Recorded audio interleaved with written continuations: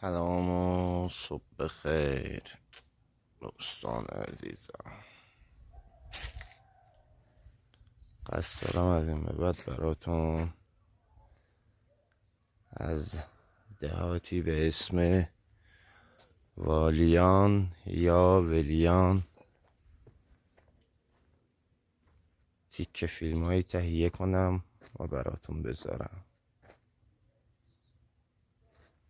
دهاتی که یکی از میوه هاش بی نهایت معروفه به اسم توت والیان که البته الان فصلش گذشته، فقط گردو مونده.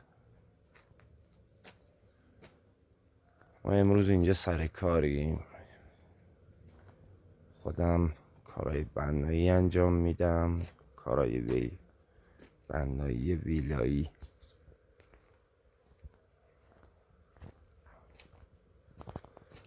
ولی این دهات ارزششو داره که وقتتون رو پاش بذارین و نگاه کنین.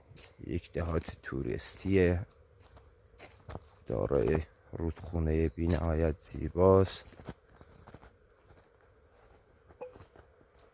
که از رودخونه بعداً براتون فیلم تهیه میکنم و میذارم.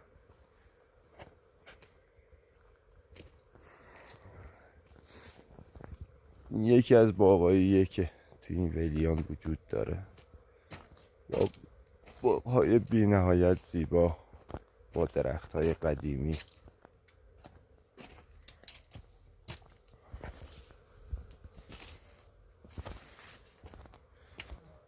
و اما اینجام که کارگاه ماست، داریم کار میکنیم. هنوز اومدیم سر کار، هنوز مشغول نشدیم، ولی بی نهایت این منطقه خوش آب و هواست. دوست داشتین اون جادهشه که میره سمت دربند،